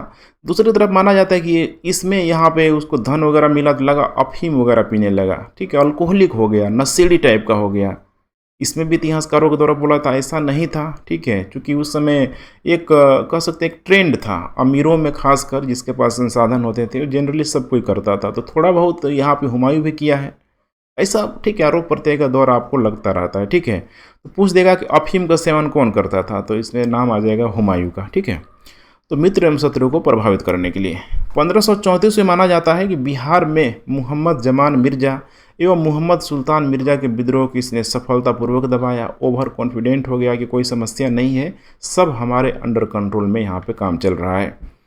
और फिर यहीं से शुरू हो जाएगा गुजरात के शासक बहादुर शाह से यहाँ पे संघर्ष प्रारंभ हो जाएगा, क्योंकि पहला बार जो शुरुआत किया हुआ था कालिंजर के किले पे अटैक करके अफगानों के विद्रोह से, वो तो मुड़ गया था, ध्यान रखिएगा, पूरब की तरफ। लेकिन अब इसको लगा कि चलो कोई दिक्कत नहीं है, अब यहाँ पे इस बहादुर शाह को निपटाना यहाँ पे बहुत ज़रूरी है। तो देखिए अब यहाँ पे क्या हो रहा है, बहादुर शाह से संघर्ष काफ़ी लंबा टाइम पीरियड है, 1232 से लेकर 36 तक, क्योंकि एक समय इसका काम तमाम नहीं होता है। ये तब तक चैलेंज देते रहेगा हुमायूं को जब तक कि खुद मर नहीं जाएगा। देखिए क्या हो रहा है यहाँ पे। बहादुर शाह देखिए अभी एक अफगान शासक था, टर्की की कुशल जो तोपची से, मतलब होता है ना तोपची जो था, सब तोप चलाने वाला जो नियंत्रण करता होता था, रूमी खां, ध्यान रखिएगा रूमी खां, ठीक है। एक रूमी पद्धति मैंने पिछले क्लास आपको पढ़ाया हुआ था तोपों की सजावट के लिए, जिसको उस्मानी पद्धति भी बोला जाता था। तो टर्की के कुशल जो तोपची था रूमी खां की मदद से इसने एक अच्छा खासा तोप खाना का निर्माण करवा दिया था कि भाई अब हमें डर नहीं है इन मुगलों से, आओ हम डट के यहाँ पे सामना करने के लिए पूरी तरीके से तैयार हैं। 1531 में इसी दौरान देखेंगे तो उसने मालवा पे कंट्रोल कर लिया। 1532 में इसने रायसीना के किले पे पूरी तरीके से कंट्रोल कर लिया। वहीं रायसीना जो हिल है देखेंगे तो राजस्थान से लेकर दिल्ली तक, ठीक है, उसकी जो हिली एरिया है, पहाड़ी एरिया, आपको देखने के लिए मिल जाएगा। वर्तमान में से देखिए रायसीना जो हिल है देखेंगे ना, दिल्ली का जो, ठीक है, साउथ जो दिल्ली है, खासकर भारत सरकार का विदेश मंत्रालय का ऑफिस आपको यहीं पे देखने के लिए मिल जाएगा। तो रायसीना हिल्स, ठीक है, बहुत इंपॉर्टेंट है। और तो यहाँ पे 1534 में, मैंने 34 में 1534 में इसने चित्तौड़ पर आक्रमण कर दिया। अब यहीं जब चित्तौड़ पे आक्रमण करेगा उसको संधि के लिए बाध्य करेगा, लूट खसोट यहाँ पे मचाने यहाँ पे शुरू कर देगा। और यही माना जाता है यहीं की जो रानी कर्णावती थी, बहुत फेमस नाम है, ध्यान रखिएगा। और रानी कर्णावती कौन थी? तो विक्रमादित्य और राणा उदय सिंह की माँ थी। और आगे चल के देख पा रहे हैं अकबर का समकालीन आएगा, महाराणा प्रताप की दादी थी। तो कितने बार एग्जाम में पूछा जाता है इससे भी, ठीक है। हर जगह सगे संबंधी नहीं बनाना है आपको, लेकिन जहाँ इम्पोर्टेंट है इतिहास के दृष्टिकोण से वहाँ आपको बनाना पड़ेगा। तो महाराणा प्रताप की दादी और विक्रमादित्य और राणा उदय सिंह की यहाँ पे माँ है कौन? रानी कर्णावती। इसने हुमायूं को राखी भेजकर सहायता मांगी, अपने जो भी गुप्तचर वगैरह थे, संदेश वाहक थे, ठीक है। और माना जाता है कि संदेश तो उसके पास पहुंच गया, हुमायूं के पास, और उसने, ठीक है, आश्वासन भी दिया कि हम जाएंगे, रक्षा करने के लिए जाएंगे। लेकिन थोड़ा हुमायूं माना जाता है यहाँ पे लेट हो गया, क्योंकि यहाँ से दिल्ली से राजस्थान के क्षेत्रों की तरफ, समझ रहे हैं ना, मालवा की तरफ जाना उस समय उन विषम परिस्थितियों में इतना आसान नहीं था। कोई, समझ रहे हैं ना, कोई टेक्नोलॉजी था नहीं था, रेल नहीं था, समझ रहे हैं ना, बस नहीं था, ट्रेन नहीं था, इंस्टेंट कोई पहुंच जाए, समय लगता था घोड़ा से जाने में। इसीलिए माना जाता है कि तब तक इधर बहादुर शाह ने चित्तौड़ पर आक्रमण कर दिया और वहाँ जो भी रानी कर्णावती वगैरह, ठीक है, उन लोगों ने अपना पूरी तरीके से जौहर कर लिया। जौहर का मतलब तो पता ही होना चाहिए आपको, ठीक है, आग जला के, ठीक है, कुआं टाइप का आग जला के उस पर पूरी तरीके से कूद जाना, ताकि कोई डर के मारी एक बार कूद जाए तो निकल ना पाए। बहुत खतरनाक भयावह दृश्य होता है, ठीक है, इसको पद्मावत मूवी वगैरह में बहुत अच्छे तरीके से दिखाया गया है। तो जौहर कर लिया। अब आके देखा तो मामला तो सब खत्म हो चुका था। अब इससे हुमायूं को बहुत समस्या हुआ कि भाई थोड़ा सा हम लेट हो गए, अब यहीं से चल पड़ेगा बहादुर शाह जफर के पीछे पीछे। 1535 में देखेंगे तो बहादुर शाह, ठीक है, एवं देख पा रहे हुमायूं के मध्य सारंगपुर में यहाँ पे संघर्ष होगा। अब ये जगह का नाम याद रखिएगा, सारंगपुर, ठीक है, सारंगपुर में यहाँ पे संघर्ष होगा। बहादुर शाह इसमें पराजित हो जाएगा। पराजित हो गए देखिए तब मुस्लिम तुरंत भागने लग जाता था, सब भाग के मांडू में जाएगा, मांडू में पीछा करेगा हुमायूं, मांडू पे कंट्रोल कर लेगा। फिर मांडू से भाग के देखिए चंपानेर जाएगा बहादुर शाह। चंपानेर में जाके इतना बड़ा चंपानेर का किला था, उस किले पे मतलब हुमायूं के अंदर जो उसमें गुस्सा था, उस चंपानेर के किले पे चढ़ जाएगा, उस किले को भी कंट्रोल कर लेगा। उसके बाद ये सब ये गुजरात के अंदर की तरफ देखेंगे तो अहमदाबाद, काठियावाड़ा क्षेत्र देख रहे हैं ना गुजरात का, वर्तमान में जो बिल्कुल आपको देखने के लिए मिल जाएगा, ये जो क्षेत्र है गुजरात का काठियावाड़ा ये वाला, ठीक है, जहाँ से मानसून एंट्री लेती है, यहाँ तक भाग गया। तब जाके इसने पीछा छोड़ा हुमायूं ने, और कुल मिला के हुमायूं द्वारा मांडू एवं चंपानेर पर यहाँ पे विजय कर लिया गया, अर्थात बहादुर शाह के क्षेत्रों पे अधिकार कर लिया गया। और मालवा एवं गुजरात में अधिकार करने से अब देखिए खजाना, समझ रहे हैं ना, राजकोष यहाँ से समृद्ध होने लगा। एक अच्छा सैनिक, अच्छा लॉ एंड ऑर्डर को चलाना, प्रशासन को चलाना, सब यहाँ पे सुव्यवस्थित रूप से होने लगा। अब ये मालवा एवं गुजरात के क्षेत्रों की तरफ देखेंगे यहाँ पे तो अपना भाई जो अस्कनी था, याद रखिए अस्कनी, ठीक है, अस्कनी को आपको मैंने बताया हुआ था कि नीचे के क्षेत्रों को, अलवर के क्षेत्रों को, ठीक है, उस अस्कनी को यहाँ पे दिया गया था। अस्कनी को यहाँ पे दे दिया नियंत्रण के लिए। अब यहाँ पे गुजरात पे आपको ध्यान रखना है, यहाँ पे गुजरात या फिर इधर जो भी यहाँ पे क्षेत्रीय जो यहाँ पे प्रांत के रूप में यहाँ पे मौजूद था, वहाँ के जो आम लोग थे देखिए हमेशा अपने शासकों के प्रति निष्ठा रखते थे। अब यहाँ पे लोग मुगल लोग हैं, बिल्कुल विदेशी लोग यहाँ पे हैं। आम जो लोग हैं इन मुगलों को कोई सपोर्ट नहीं करता था, सब इनको हे दृष्टि से देखता था कि ये विदेशी हैं, क्योंकि इनकी जो देशभक्ति थी, स्वामी भक्ति थी, अपना जो किसी टाइप का शासक होता था उसके प्रति बनी रहती थी। और माना जाता है कि ये भी कोई बहुत प्रयास नहीं किया है। इसका भाई अस्कनी गुजरात गया, तटवर्ती इलाका, समुद्र, समझ रहे हैं ना, वहाँ पे जाके गुजरात की जलवायु वादियों में वहाँ पे खो गया। और इसी का लाभ देखिए 1536 के आसपास देखेंगे तो बहादुर शाह उठाएगा। अब पुर्तगालियों के सहयोग से, पुर्तगालियों के दोस्ती करके, याद रखिएगा विदेशी हैं ये लोग, विदेशियों से ना दोस्ती अच्छी ना दुश्मनी अच्छी, क्योंकि जिन पुर्तगालियों के सहयोग से यहाँ पे गुजरात एवं मालवा पर इस अस्कनी को भगा के, ठीक है, कंट्रोल कर लिया। अब यही जो पुर्तगाली है उनकी मृत्यु का कारण भी बनेंगे। अब पुर्तगाली बिल्कुल देखेंगे तो सूरत बंदरगाह तक पूरी तरीके से अपना अंडर कंट्रोल करने का प्रयास करेंगे। और फाइनली देखेंगे तो 1537 में इस पुर्तगालियों के द्वारा जहाज में, ठीक है, मतलब बुलाया जाएगा तटवर्ती इलाकों पे, और ठीक है, और वहीं पे गवर्नर जनरल होगा, पुर्तगाली गवर्नर जनरल, उसी के द्वारा माना जाता है कि पानी में ढकेल के डुबो के इस बहादुर शाह की हत्या कर दी जाएगी। और यहाँ से जब अस्कनी जाएगा, वापस जब लौटेगा दिल्ली के क्षेत्रों की तरफ लौटे लगा, तो माना जाता है कि देखिए यहाँ पे, ठीक है, हुमायूं और अस्कनी में मतलब एक गजब का र्यूमर, समझ रहे हैं ना, अंधविश्वास जिसे बोलते हैं, अंधविश्वास अविश्वास बोलता जाता है, ठीक है, कि माना जाता है कि अस्कनी से जब लौटा तो दिल्ली पे वापस माना जाता है कंट्रोल करना चाहता था। तो एक अविश्वास का दौर था जो बहुत लंबे समय तक, ठीक है, चलता रहा था। तो ऊपर तो देखिए इधर हिंदाल था, इधर कमरान था, ठीक है, तो कमरान से और क्या बोलते हैं कि हुमायूं का तो बहुत अधिक बन नहीं रहा था, क्योंकि कमरान ने ऑलरेडी पंजाब के क्षेत्र पे कंट्रोल कर लिया था। फाइनली देखिए यहाँ पे बहादुर शाह की मृत्यु हो गई। अब ध्यान से देखते चलिए। अब चुनार पर एक दूसरा घेरा डालेगा। इसका कारण क्या था? पहला घेरा में तो ऑलरेडी शेर खान समर्पित कर दिया था अपने आप को, अपने बेटे को पूरी तरीके से स्वामी भक्ति के लिए, मुगलों की स्वामी भक्ति के लिए हुमायूं की सेना में शामिल कर दिया था। लेकिन अब कारण क्या था चुनार पर दूसरा घेरा डालने का? तो यही आपको समझना है कि इतना दिनों तक शेर शाह कोई झक नहीं मारा था, बल्कि एक बड़ा शानदार सुसज्जित सेना अपना तैयार कर लिया था। और उस सेना के दम पे देखेंगे तो 1534 में शेर खान सूरजगढ़ की विजय कर लेगा। अर्थात बंगाल का शासक था उस समय, ध्यान रखिएगा, महमूद खां, ध्यान रखिएगा, महमूद खां, इसको यहाँ पे पराजित कर देगा। तो बंगाल के क्षेत्रों पर इसका कंट्रोल हो जाएगा। शेर खां की से शक्ति बढ़ने लगी, बिहार का पूरी तरीके से स्वामी बन जाएगा। बिहार में जो भी छोटे मोटे शासक थे सब इसकी, ठीक है, अधीनता को वो लोग स्वीकार कर लेगा। और यहीं से माना जाता है कि बहादुर शाह को यहाँ पे बंगाल से एक बहुत बड़ा, समझ रहे हैं ना, सॉरी, इस बहादुर शाह ने, अब याद रखिए, ठीक है, थोड़ा सा आपको दूसरा मैं बता दे रहा हूँ कि 1536 में देखिए यहाँ पे बंगाल को इसने जब पराजित किया था, आगे चल के फिर से करेगा, तो 13 लाख जो दिनार इसको बंगाल से मिलेगा। और बहादुर शाह की मैं जो यहाँ पे बात कर रहा हूँ, ये बहादुर शाह कोई और नहीं है, ध्यान रखिएगा, गुजरात वाला है, ध्यान रखिएगा, गुजरात वाला बहादुर शाह है, ठीक है। अब यही है, मैं बार बार बोलता हूँ, चाणक्य नीति, कौटिल्य की नीति कि दुश्मन का दोस्त दुश्मन का जो दुश्मन हमेशा दोस्त होता है। अब ये बहादुर शाह देखिए यहाँ पे मुगलों का दुश्मन।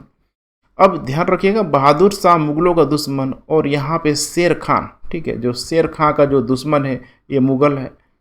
अब यहाँ पे दोनों क्या हो गया, दोस्त हो गया। यही से माना जाता है कि बहादुर शाह ने शेर खां को बहुत बड़ी यहाँ पे अनुदान देना शुरू कर दिया ताकि सेना रखो, और वो बहादुर शाह हम पे कभी अटैक नहीं कर पाए जब तक मेरी स्थिति अच्छी नहीं हो जाए। और शेर खां ने बिल्कुल उसी के अकॉर्डिंग कार्य करना शुरू कर दिया, क्योंकि पैसा जब मिल रहा है तो उसको एक बड़ी सेना बनाने में क्या दिक्कत थी।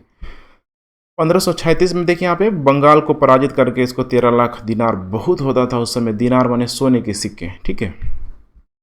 1538 के आसपास देख पा रहे हैं हुमायूं ने चुनार पर, इसीलिए कारण यही था कि इसने दूसरा घेरा यहाँ पे डालना, ध्यान रखिएगा, शुरू कर दिया यहाँ पे। और चुनार पर जब इसने दूसरा घेरा डाला तो इस चुनार पे कंट्रोल करना आसान नहीं था, लेकिन यही था रूमी खां, ध्यान रखिएगा, इस रूमी खां को याद करिए, जो बहादुर शाह के तोप खाने का, ठीक है, हेड हुआ करता था। माना जाता है कि जब बहादुर शाह से संघर्ष हुआ था तो उसकी कुशलता से प्रभावित होकर हुमायूं ने उस रूमी खान को अपने खेमे में रख दिया। अब यही रूमी खां इसको सहायता करेगा, ठीक है, कूटनीतिक सहायता देगा, दिमाग लगाएगा कि इस चुनार के घेरे पे कैसे कंट्रोल किया जाएगा।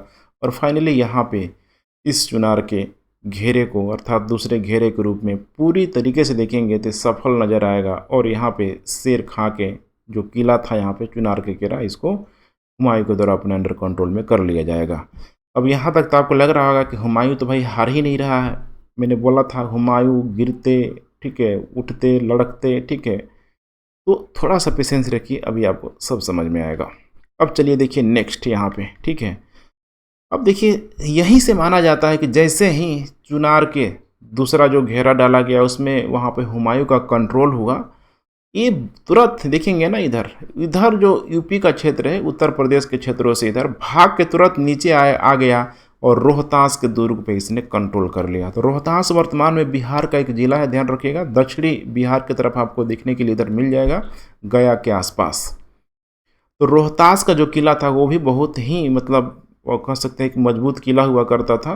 वहाँ पे इसने अधिकार कर लिया, और वहाँ पे अधिकार करके इधर से देखेंगे इन सारे क्षेत्रों से, चूँकि पूरा पूरा पहले बिहार का ही क्षेत्र था, इधर आके इन क्षेत्रों में आएगा और पुनः बंगाल पे आक्रमण करेगा और उसकी राजधानी, ठीक है, गौड़ पर, चूँकि पहले यहाँ पे ध्यान रखिएगा बंगाल की राजधानी गौड़ भी हुआ करती थी। गौड़ शासक, आप लोगों ने शशांक का नाम जरूर सुना होगा। तो बंगाल पे आक्रमण कर देगा और उसकी राजधानी गौड़ पर यहाँ पे अधिकार कर लेगा। अब सोचिए, हुमायूं चुनार के किले तक है और यहाँ पे बंगाल पे शेर खां का पूरी तरीके से कंट्रोल हो जा रहा है। क्या हुमायूं अपने आप को रोक पाएगा? समझिए। अब देखिए यहाँ पे क्या हो रहा है। चौसा का युद्ध 26 जून 1539 को, ये डेट आप लोग याद रखिएगा, बहुत इंपॉर्टेंट डेट है। थोड़ा सा समझने का आप लोग प्रयास कीजिए। देखिए, माना जाता है कि यहीं से हुमायूं की फिर से एक बहुत बड़ी भूल थी, खासकर मुगल साम्राज्य की अस्तित्व को लेके। देखिए क्या हुआ है, शेर शाह ने, ठीक है, पूरी तरीके से उसके अधिकार में, उसके अंडर कंट्रोल में बंगाल आ गया था। गौड़ का क्षेत्र को अपना, ठीक है, जो भी राजधानी था बंगाल का बना लिया था। तो माना जाता है कि शेर शाह भली भांति परिचित था हुमायूं से, इसको लगता था कि देखो हुमायूं तो छोड़ेगा नहीं, एक तो हुमायूं से मैंने विश्वासघात किया है,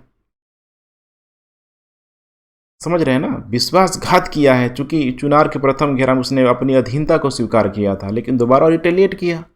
तो अब तो इसको समझ में आ रहा है, इसीलिए शेर शाह ने बंगाल से मैसेज भिजवाया कि देखो भाई हुमायूं, ठीक है, बिहार का क्षेत्र ले लो, कोई हमको दिक्कत नहीं है, बंगाल में हमको स्वतंत्र शासन करने दो, सालाना हम तुमको 10 लाख खिराज के रूप में, ध्यान रखिएगा, खिराज के रूप में देंगे, बस हमको बख्श दो। अब यही था कि हुमायूं, एक तो देखिए, एक होता है ना, मतलब एक आत्मविश्वास, एक विश्वास तोड़ने वाली प्रक्रिया जो होता है, ऑलरेडी शेर खान यहाँ पे किया हुआ था। और बंगाल को हुमायूं किसी भी हद पे छोड़ने के लिए तैयार नहीं था, क्योंकि बंगाल, समझ रहे हैं ना, एक सोने की, मतलब जो मुर्गी थी जो बार बार अंडा देने वाली थी, अर्थात उसका जो फर्टाइल जो लैंड था, कोई भी देखिए बंगाल को छोड़ने के लिए तैयार नहीं था। सबसे बड़ी समस्या का कारण था।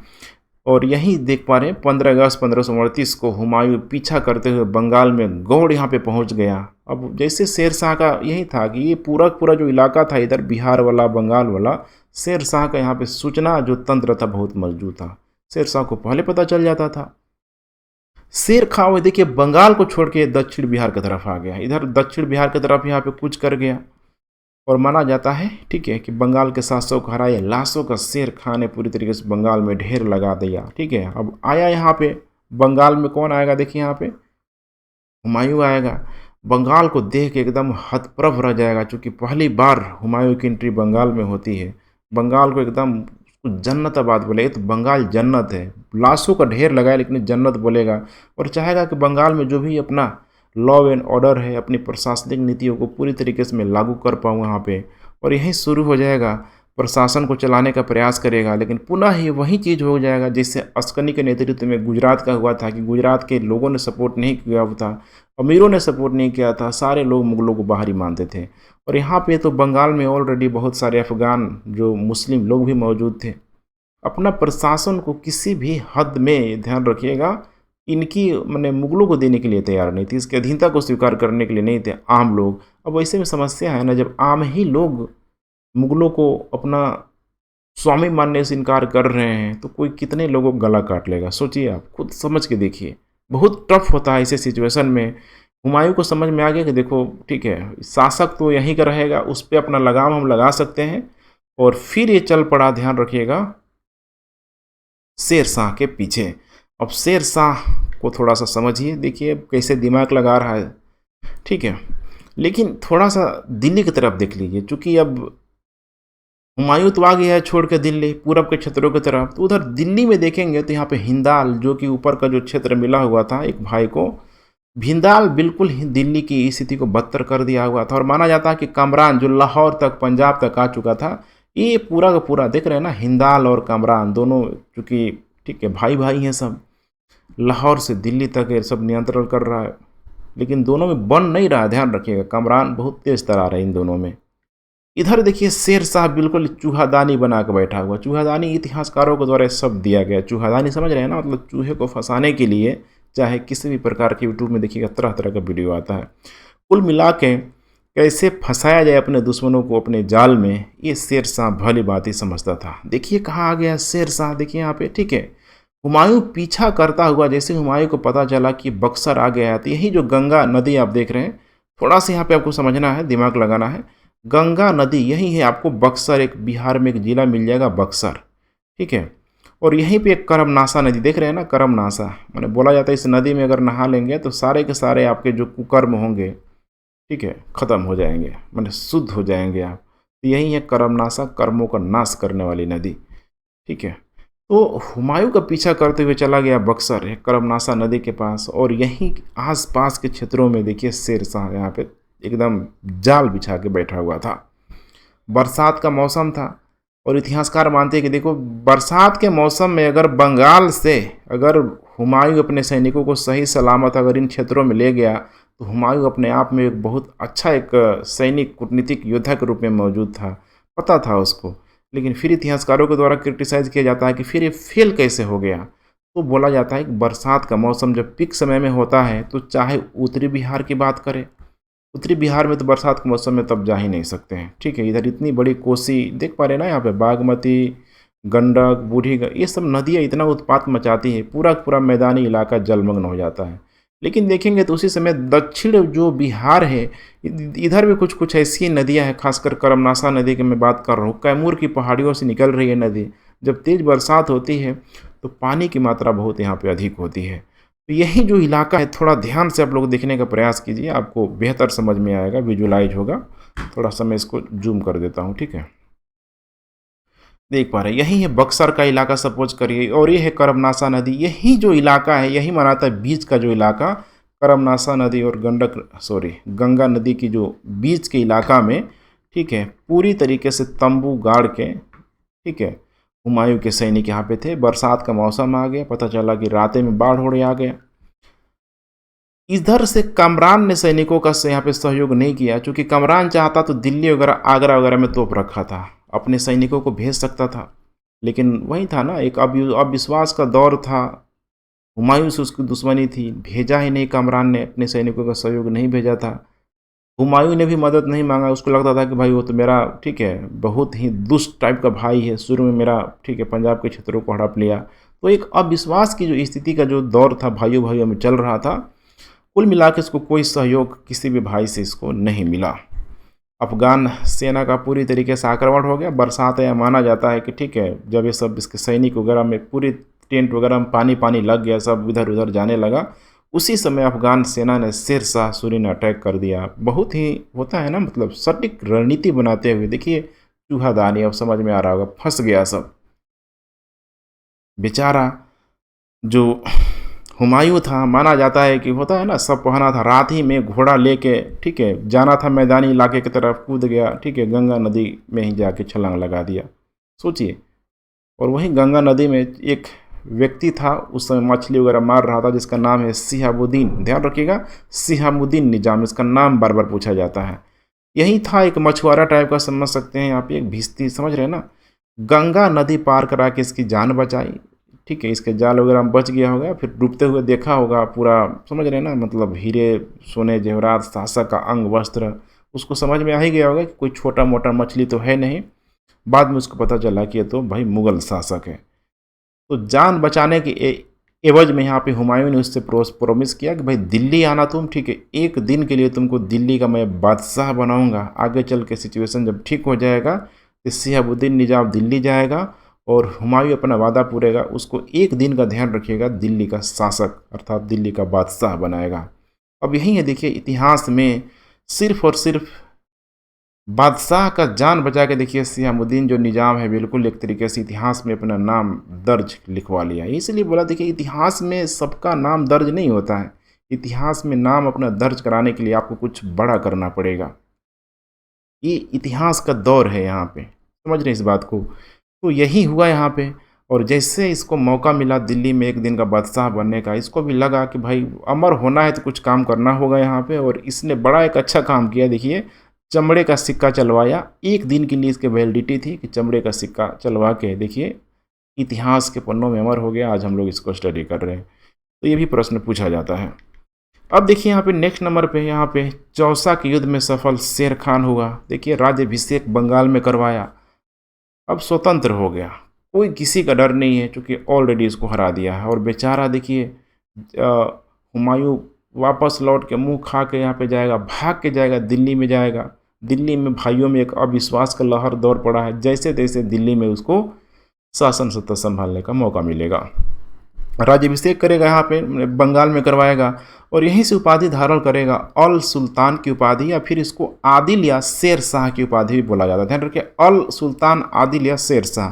अब यहीं से माना जाता है कि जो शेर खां था, शेर खां से हो गया शेर शाह। ध्यान रखिएगा, शेर खां से हो गया शेर शाह, ठीक है। बचपन में शेर वगैरह मार दिया था, इसीलिए उसको शेर खां बोला जाता है। आगे चल के हो गया शेर शाह। अपने नाम किसने खुतबा पढ़वाया, समझ रहे हैं ना, मैंने एकदम पैगंबर, बार बार बोलता हूँ, अल्लाह पैगंबर मोहम्मद के बाद अगर कोई सर्वश्रेष्ठ है तो शासक ही है। तो वही था, जो शासक स्वतंत्र होता था वही खुतबा पढ़वाता था अपने नाम का, और इसने अपने नाम का सिक्का भी ढलवाना शुरू कर दिया, ठीक है। कुल मिला के सोवरेनिटी है ना, यही है संप्रभुता, जो किसी के अंडर कंट्रोल में नहीं है, अपना, ठीक है, मालिक खुद है वो। अब ये यहाँ पे नेक्स्ट होगा बिलग्राम व कन्नौज का युद्ध 17 मई 1540 को। अब यहाँ से चूंकि शेर शाह को ही पता लग गया है कि देखो जो भी उसका भाई है कामरान है, हिंदाल है, अस्कनी है, बहुत अधिक सपोर्ट नहीं कर रहे हैं। हालांकि हिंदाल और अस्कनी का तो थोड़ा बहुत सपोर्ट भी था, लेकिन कामराल का बिल्कुल नहीं था। लेकिन ये हिंदाल और अस्कनी इतना ये लोग योग्य सब नहीं था, ध्यान रखिएगा इस चीज़ को। इसीलिए यहाँ पे बिलग्राम और कन्नौज का देख पा रहे हैं, हुमायूं, हिंदाल और अस्कनी तीनों एक खेमे में होगा और एक तरफ यहाँ पे होगा शेर शाह सूरी। शेर शाह सूरी ठीक है जाएगा, गंगा के क्षेत्र होते कन्नौज के तरफ, ठीक है वही कन्नौज है जो कभी त्रिपक्षीय संघर्ष देखिए गुर्जर पाल प्रतिहार राष्ट्रकूटों के बीच हुआ था। कितना समझ रहे हैं ना, फर्टाइल लैंड है वहाँ पे, उपजाऊ उपवन क्षेत्र है यहाँ पे। तो वही बिलग्राम और कन्नौज के चूँकि दो जगह लड़ा गया, एक बिलग्राम है और एक यहाँ पे कन्नौज, दोनों आसपास कहीं ये क्षेत्र है।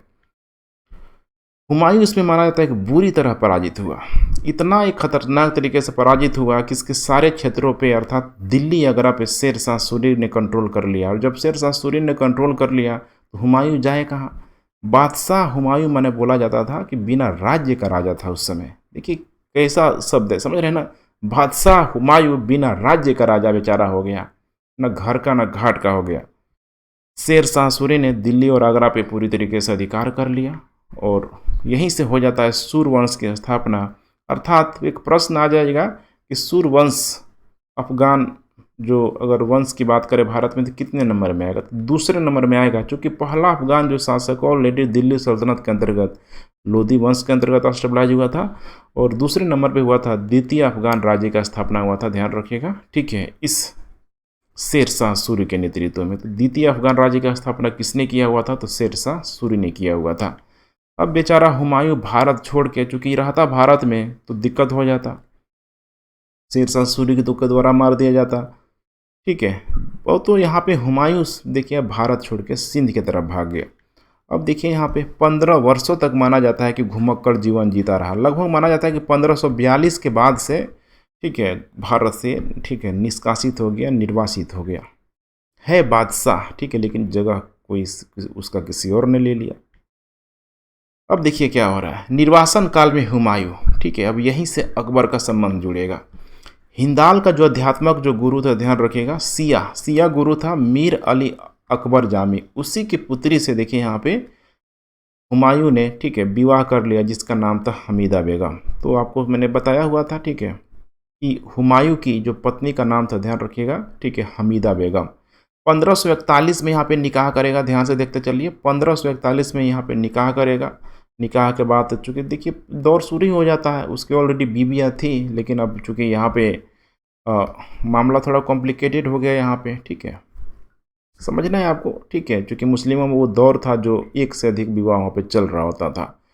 तो हमीदा बेगम से इसने 1541 में विवाह कर लिया। तुरंत होता है ना विवाह के बाद वही है, ठीक है, प्रेगनेंसी जो सिस्टम है यहाँ पे माना जाता है कि ठीक है प्रेग्नेंट हो गई और अमरकोट के शासक ने इसको शरण दिया अपना, ठीक है, एक आध 2 रूम दे दिया होगा, इतना बड़ा शासक था तो इतना तो हो ही सकता है। देखिए कैसे बेचारा हुमायूं, अब यही आपको समझ में आ रहा होगा कैसे लड़खड़ा के छुप के चल रहा है कि कहीं भाई हमको मार ना दिया जाए।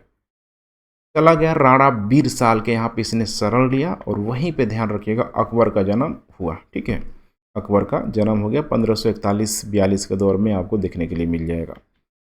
अब इसको लगा कि भाई कब तक रहेंगे यहाँ पे, तो सारा अपना फैमिली उमली छोड़ के अपनी पत्नी हमीदा बेगम अकबर को छोड़ के देखिए निकल गया, ठीक है, अपने पिता के जो मित्र थे वहाँ पे चला गया, ईरान के जो शाह के पास चला गया। अमरकोट से ध्यान रखिएगा हुमायूं ने ठीक है ईरान के शाह से मदद मांगिया, वहाँ पे शरण लिया और उस समय जो ईरान का जो शाह हुआ करता था तहमस्प, ध्यान रखिएगा तहमस्प, उसी ने उसको शरण दिया, बैसाखी दिया, चलना सिखाया, लड़खड़ा रहा था, गिर रहा था, उठना सिखाया। अब यहीं से देखेंगे तो ये युद्ध की तैयारी में लग गया, क्योंकि अभी भी अमरकोट समझ रहे हैं ना, पाकिस्तान की तरफ देखने के लिए मिल जाएगा अमरकोट, वहाँ पे इसका सारा फैमिली बिल्कुल ही समझ से पा रहे ना, जैसे ही सिकंदर सूरी को पता चलता मार दिया जाता। आसान नहीं था, कमरान ठीक है उसका भाई भी था, बहुत समस्या था यहाँ पे, समझिए उन परिस्थितियों को समझने का प्रयास कीजिए। तो इसने युद्ध की तैयारी किया और देखिए यहाँ पे हुमायूं द्वारा पुनः राज्य की प्राप्ति है, कैसे करेगा? तो 1545 में अपने भाई कमरान, जो कि इधर जब है इधर अफगानिस्तान की तरफ है, तो सबसे पहले इसको इधर ठीक है पाकिस्तान अफगानिस्तान जो भी क्षेत्र है एंटर करने के बाद ही यहाँ पे दिल्ली आ सकता है। वही करना शुरू किया, अपने भाई कमरान को ठीक है पराजित किया, काबुल और कंधार उससे छीन लिया और 1555 तक आते आते माना जाता है कि लाहौर पर इसने अधिकार कर लिया। अब लाहौर पे आ गया मतलब पाकिस्तान पे आ गया, भारत पे आ गया, समझिए उसमें भारत का अंग हुआ करता था, तो लाहौर पर आ गया। अब यहीं पे होता है मछीवाड़ा का युद्ध, अर्थात हुमायूं की आप कह सकते हैं कि अस्तित्व की लड़ाई है। अगर इस मछीवाड़ा के युद्ध में हुमायूं अगर हार जाता तो हुमायूं का अस्तित्व भी खत्म हो जाता, मुगलों का अस्तित्व भी खत्म हो जाता और उसकी जो पत्नी ठीक है, जो अमरकोट के शासक के पास जो छोड़ा गया था, उसके बच्चे, क्या पता उनका फ्यूचर क्या होता, कोई नहीं जानता। बहुत ही समझ पा रहे हैं ना, मतलब हुमायूं के सर पे पूरी तरीके से भूत सवार था, कफन सवार था, कुछ भी वो आदमी करने के लिए तैयार था।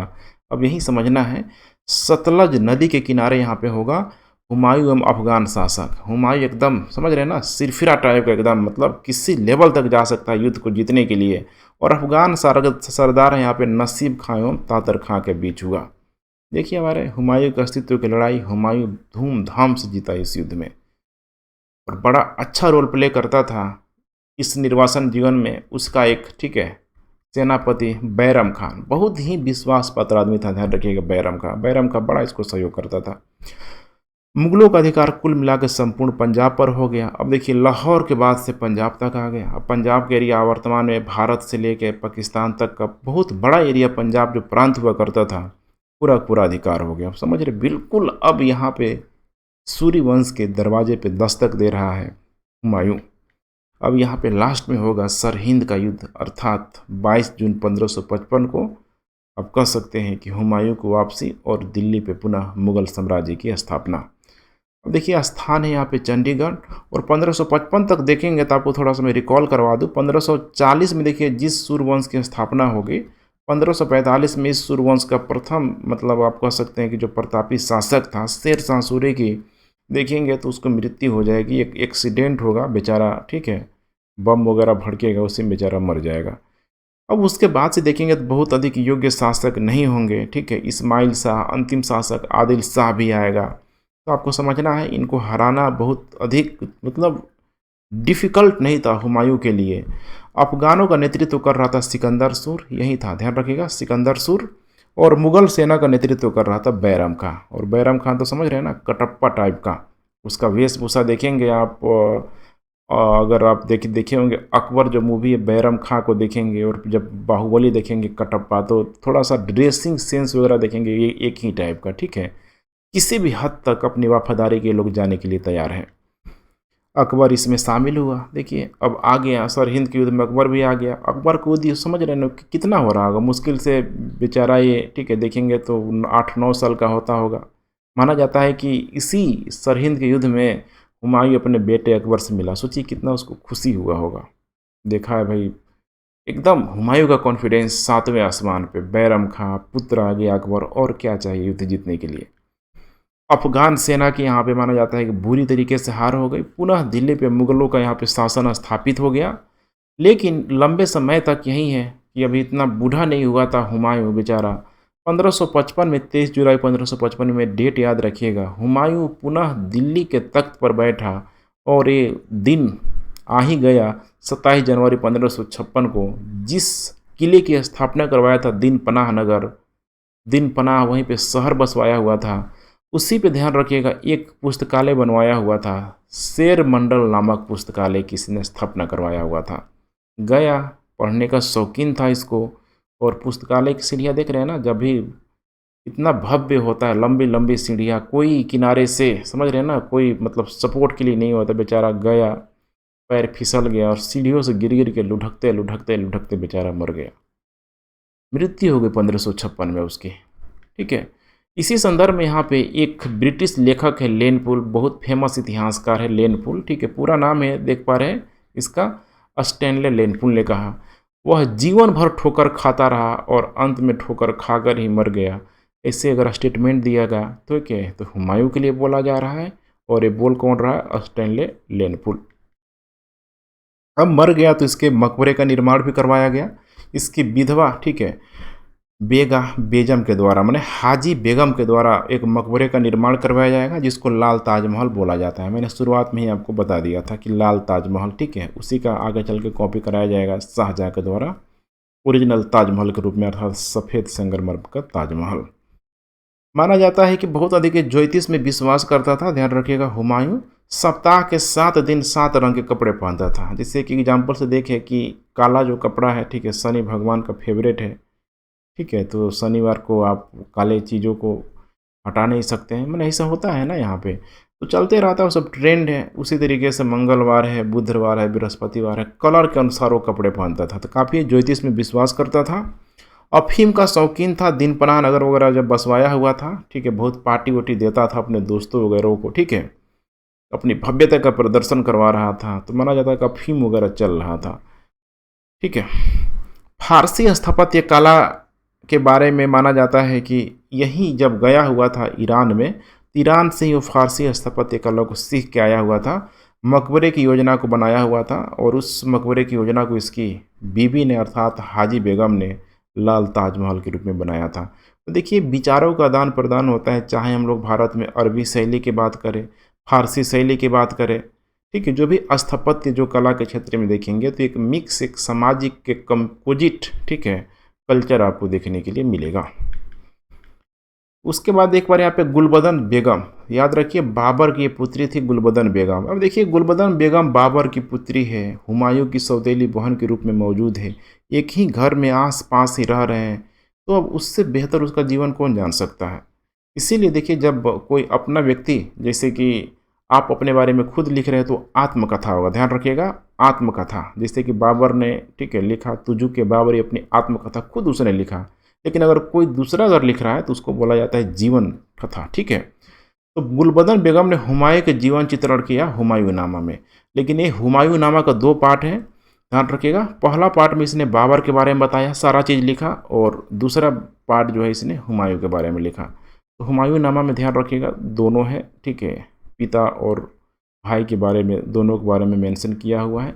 ये लिखना शुरू करेगी, माना जाता है कि, ठीक है, आगे चल के जब अकबर आएगा तो अकबर ही शायद माना जाता है कि गुलबदन बेगम अर्थात अपनी बुआ को मोटिवेट करेगा कि कुछ लिखो, क्योंकि अकबर भी, ठीक है, बहुत कुछ लिखवाएगा अपने दरबारी कवियों से, खासकर अबुल फजल वगैरह का नाम आप लोगों ने ज़रूर सुना होगा। देखिए, आ ही गया नाम लेते, ठीक है, अबुल फजल ने इस, ठीक है, हुमायूं को इंसान कामिल के नाम से बताया हुआ है, ठीक है, तो दे देगा इंसान कामिल किसको कहा गया? अबुल फजल को, सॉरी, हुमायूं को किसने कहा है? तो अबुल फजल ने कहा है। कुल मिला के यही सारा था, देखिए, ठीक है, पूरा का पूरा मैंने हुमायूं को कवर कर लिया। अब इसके बाद से चूँकि अब सीढ़ियों से गिर के तो यहाँ पे इस हुमायूं की मृत्यु हो जाएगी, लेकिन आपको यही ध्यान रखना है कि जब दिल्ली में 1555-56 में जब हुमायूं आएगा तो अपने बेटे अकबर को समझता है ना कि रास्ता अकबर के लिए इतना आसान नहीं होगा, तो उसको ध्यान रखिएगा कि शुरू से ही उसको पंजाब की तरफ एक सूबेदारी सौंप देगा, और वहाँ पूरा पूरा संरक्षण के रूप में बैरन खां को स्टेबलाइज कर देगा। और इधर देखेंगे दिल्ली में, तो दिल्ली के पूर्व के क्षेत्रों की तरफ अभी भी अफगान पूरी तरीके से ख़त्म नहीं हुआ था। अंतिम जो अफगान जो शासक होगा यहाँ पे आदिल शाह होगा, ध्यान रखिएगा, आदिल शाह करके आएगा एक, और उसको अंतिम रूप से अकबर पूरी तरीके से, ठीक है, नेस्तनाबूद करेगा, ख़त्म करेगा, अफ़गानियों का पूरी तरीके से जड़ ही काट देगा अकबर। तो अभी समय लगेगा, अब 12-13 साल की उम्र में देखिए, ठीक है, ठीक वैसे ही जैसे बाबर का हाल था, 11-12 साल की उम्र में कैसे फरगना का शासक बना था, अब वही अग्नि परीक्षा इस अकबर के साथ हो गई। लेकिन वही ये लोहा, देखते हैं ना, जितना तपता है, जितना घिसता है लाइट, उतना ही मजबूत होता है। हीरे को जितना घिसेंगे चमकेगा उतना। अकबर भी वैसे ही घिस घिस के आएगा, घिस घिस के आएगा, बैरम खां के संरक्षण में यहाँ पे आएगा। लेकिन समस्या होती है, उसकी धाई माँ भी आती है, जो बहुत बड़ा अकबर का, ठीक है, राजनीतिक जीवन में हस्तक्षेप करने का प्रयास करती है। लेकिन फाइनली अकबर का शादी वादी हो जाएगा तो संभल जाएगा, और फिर अकबर तो फिर अकबर हो जाएगा, जिससे आज वर्तमान में द ग्रेट अकबर भी उससे बोला जाता है। तो बिल्कुल देखिए, सीक्वेंस है, बहुत आसान भी है, बस जहाँ तहाँ से आप पढ़ेंगे समस्या होगा। मेरे साथ एक बार पढ़िए, सिस्टमेटिक ढंग से पढ़िए, कहीं से कोई समस्या नहीं आएगी। अगर कोई कन्फ्यूजन है तो नीचे कमेंट करें। मेरी पूरी कोशिश होगी कि आपकी कोई भी क्वेरी हो, कोई भी कन्फ्यूजन मैं दूर करूँ। तो ठीक है फ्रेंड्स, आज का लेक्चर यहीं कंप्लीट होता है। Thanks for watching. वीडियो पसंद आ रहा है तो आप लोग भी अपनी ड्यूटी करते रहिए, शेयर अधिक से अधिक करें, क्वालिटी इस कंटेंट को अधिक से अधिक स्टूडेंट तक पहुंचाने की कोशिश करें, ताकि जो भी संसाधनों का अभाव में अपनी तैयारी, अब तो बड़े बड़े एग्जामों को पूरा तैयारी नहीं कर पाते हैं, वे अगर इन सारे लेक्चर को देखेंगे तो उनके अंदर भी एक मोटिवेशन जगेगा ही जगेगा। तो ठीक है फ्रेंड्स, थैंक्स फॉर वाचिंग। जय हिंद।